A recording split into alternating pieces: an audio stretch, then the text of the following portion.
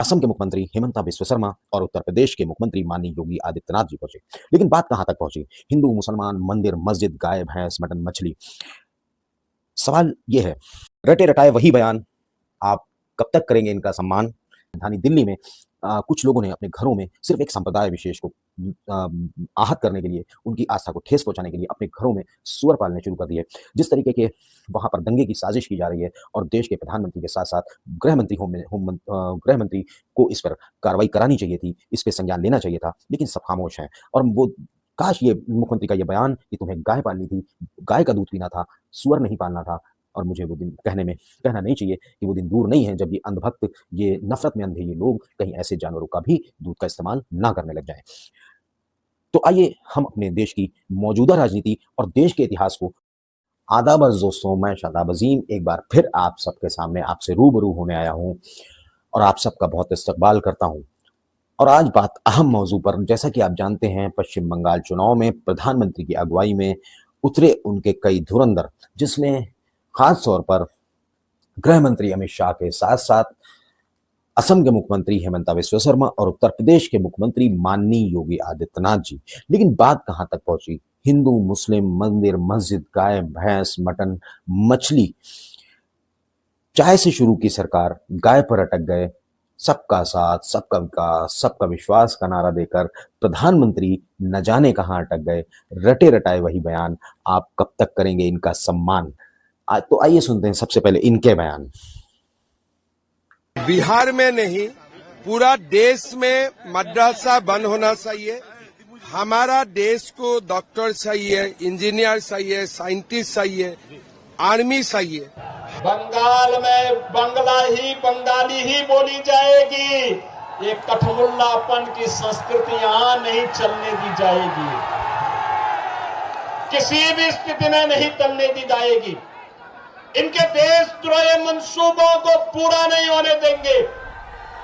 कोई मौलाना क्या पक रहा है, उससे चिंता करने की आवश्यकता नहीं। आने दीजिए डबल इंजन की बीजेपी की सरकार को, ये सभी आपकी चाटुकारिता करते हुए दिखाई देंगे। आपके लिए बंगाल की सड़कों पर झाड़ू लगाते हुए दिखाई देंगे ये सभी लोग, और इसलिए चिंता करने की आवश्यकता नहीं। देखो ना, यूपी में कितना परिवर्तन हो गया, वहां किसी सड़क पे कोई नमाज नहीं पढ़ सकता, नहीं पढ़ सकता। जैसा कि आपने सुना, माननीय मुख्यमंत्री उत्तर प्रदेश श्री योगी आदित्यनाथ जी ने कहा, पश्चिम बंगाल में अगर डबल इंजन की सरकार बनती है, भारतीय जनता पार्टी की सरकार बनती है, तो मुल्ला मौलाना आपको सड़कों पर झाड़ू लगाते नजर आएंगे। उसी के साथ साथ हेमंता बिस्वा शर्मा की ये बातें, लेकिन खास तौर पर हम इन दोनों की ही बात करेंगे। लेकिन आप सोचिए कि आज देश नफरतों के किस आखिरी मुकाम पर पहुंच चुका है। आज नफरत में लोग इतने अंधे हो चुके हैं, इतना गिर चुके हैं कि हमने देखा देश की राजधानी दिल्ली में कुछ लोगों ने अपने घरों में सिर्फ एक संप्रदाय विशेष को आहत करने के लिए, उनकी आस्था को ठेस पहुंचाने के लिए अपने घरों में सूअर पालने शुरू कर दिए। जिस तरीके के वहां पर दंगे की साजिश की जा रही है और देश के प्रधानमंत्री के साथ-साथ गृह मंत्री को इस पर कार्रवाई करानी चाहिए थी, इस पे संज्ञान लेना चाहिए था, लेकिन सब खामोश हैं।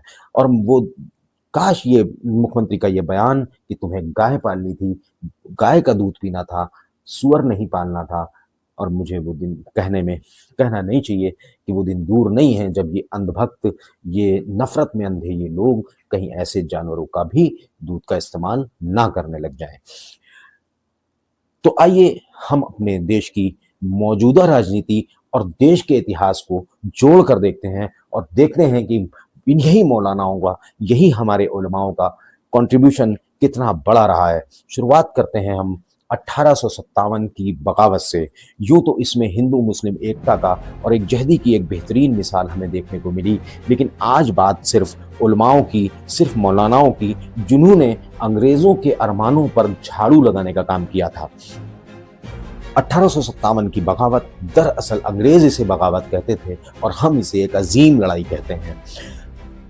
यूं तो 1767 में जो पहला विद्रोह हुआ, जिसमें शेर मैसूर टीपू सुल्तान और उनके पिता हैदर अली ने अंग्रेज़ों के खिलाफ जंग लड़ते हुए ये पैगाम दे दिया था कि ये वतन हमारा है और हम तुम्हें इस वतन से उखाड़ फेंकने का काम करेंगे। शुरुआत करते हैं 1857 से। इस वक्त अंग्रेज़ों का जुल्म सितम बढ़ता जा रहा था। फिर आता है कारतूसों में गाय और सूअर की चर्बी वाला मामला। अंग्रेजी सेना में उस वक्त एक नई राइफल आई थी जिसका नाम था एनफील्ड, जिसके कारतूसों को मुंह से खोलना होता था और उसमें लगी होती थी गाय और सूअर की चर्बी। क्योंकि गाय पर हिंदुओं की आस्था और मुसलमानों के लिए सूअर एक हराम जानवर, और इसी आस्था को ठेस पहुंचाने के लिए अंग्रेजों ने उस वक्त गाय और सूअर की चर्बी का इस्तेमाल इन कारतूसों में किया था।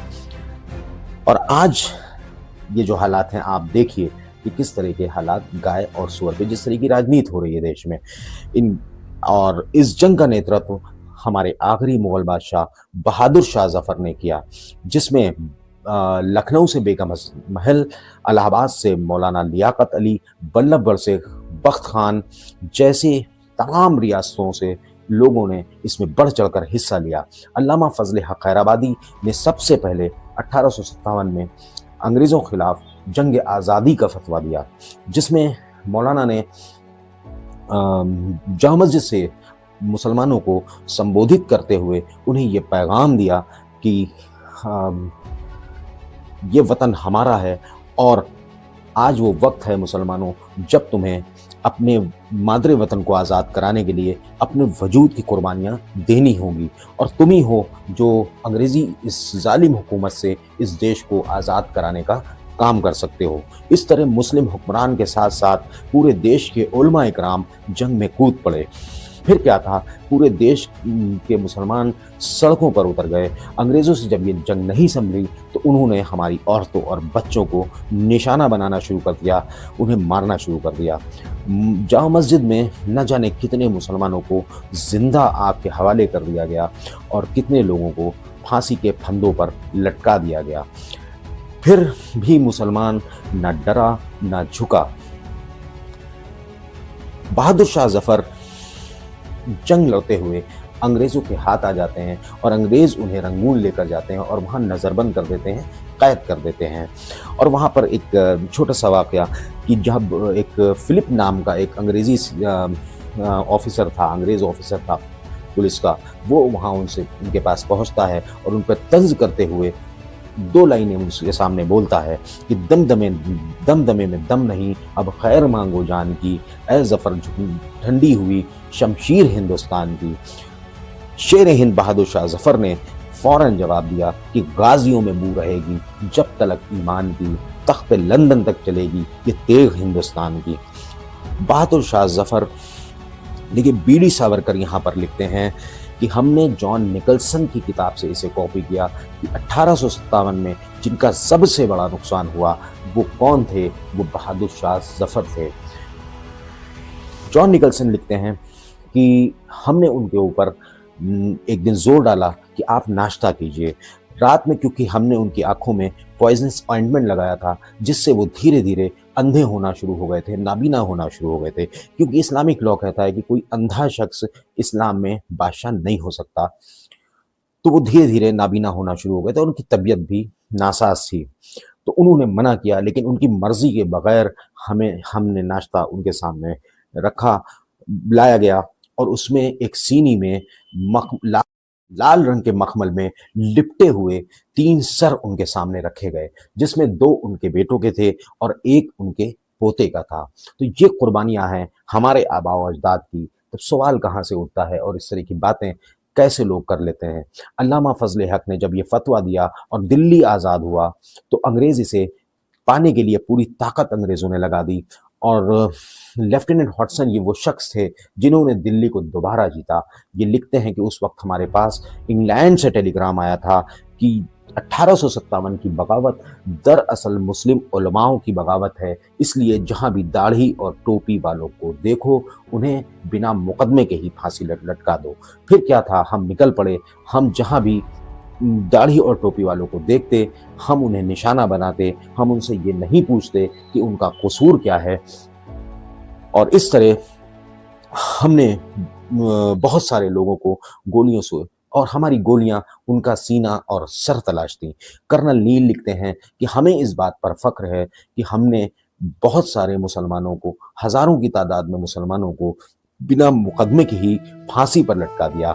उस जमाने में एक बेहतरीन हिंदू इतिहासकार जो दिल्ली में रहा करते थे, दुर्गादास बंदोपाध्याय, वो उस वक्त इलाहाबाद में थे। वो लिखते हैं 1857 में इलाहाबाद के चारों ओर एक झाड़ भी नहीं मिलता था, क्योंकि मरने वालों की तादाद, शहीद होने वालों की तादाद इतनी ज्यादा थी, क्योंकि ज्यादा थी, या तो उन्हें पेड़ों को काटकर पटरा बनाकर कब्रों में लगा दिया गया या चिताओं पे लगाकर जला दिया गया। आप सोचिए कि इलाहाबाद के चारों ओर कई सालों तक, वो लिखते हैं कि एक झाड़ भी नहीं मिलता था। द टाइम्स अखबार जो उस वक्त लंदन से निकलता था, इस पर उसकी एक पेपर कटिंग है जिसमें करस्पॉन्डेंट का नाम है रसल। वो लिखते हैं कि इसके फ्रंट पेज पर लिखते हैं कि अंग्रेजी सरकार मुसलमानों के दिलों में हमेशा के लिए डर बिठा देना चाहती थी, इसलिए हमने उनके बेहतरीन उलमाओं को, मौलानाओं को सुअर की चर्बी में उन्हें जिंदा सिया गया और बाद में उन्हें जला दिया गया। अंग्रेजी सरकार के खिलाफ फतवा देने वाले मुसलमानों को जबरदस्ती पोर्क खिलाया गया, हाथ पैर बांधकर जबरदस्ती पोर्क खिलाया गया। आप सोचिए कि ये वो दिन थे जिस तरीके से लोगों ने कुर्बानियां दी हैं अपने वतन को आज़ाद कराने के लिए, और बहुत सारे मुजाहिद उलमाओं को कानपुर से फर्रुखाबाद के बीच हर पेड़ पर लटका दिया गया, ताकि हिंदुस्तानियों में एक खौफ का माहौल बने, एक मैसेज जाए। और इसी तरह दिल्ली के हर एक पेड़ पर मुसलमानों को, उलमाओं को फांसी पर लटकाया गया और न जाने कितने लोगों को जामा मस्जिद में जला दिया गया।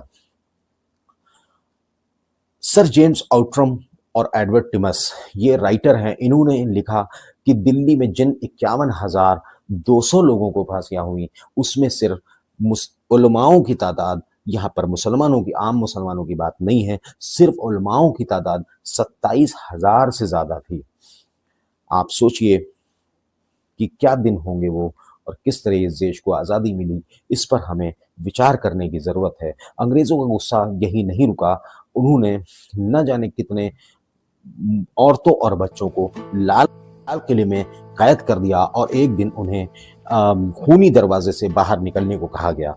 जैसे जैसे बच्चे और औरतें बाहर निकलते, उन्हें गोलियों से भून डाला गया और न जाने कितने लोगों को तोप के सामने बांधकर उन्हें गोले से उड़ा दिया गया। और फिर वो मस्जिदों, मदरसों और तालीमी इदारों पर हमला करने लगे। 1857 के बाद अंग्रेज़ों ने मुसलमानों का सब कुछ छीन लिया, उन्हें दिल्ली से निकाल दिया गया, किसानों की ज़मीनें छीन ली गईं, मदरसों को बंद कर दिया गया। और आज लोग मदरसे को बंद करने की बात असम के मुख्यमंत्री कह रहे हैं। सोचिए, इस पर हमें गौर करना चाहिए और कौमी एकता और एकजहदी के लिए लोगों को बताना चाहिए कि ये हमारे देश का इतिहास है। बहुत बहुत शुक्रिया। मैं कहना चाहूँगा कि मुल्क टूट जाएगा, आसार नज़र आते हैं, हुकूमत में ये मक्कार नज़र आते हैं, मुल्क लिए लुटा दी जाने हमने, और इन गद्दारों को हम गद्दार नज़र आते हैं। बहुत बहुत शुक्रिया। मैं गुजारिश करूँगा कि प्लीज़ ये वीडियो को लाइक और शेयर ज़रूर करें, क्योंकि ये कोई नाच गाने की वीडियो नहीं है, ये इतिहास हमारे बच्चों को पता होना चाहिए। नेक्स्ट वीडियो के साथ बहुत जल्द मैं आपके सामने आऊँगा। बहुत बहुत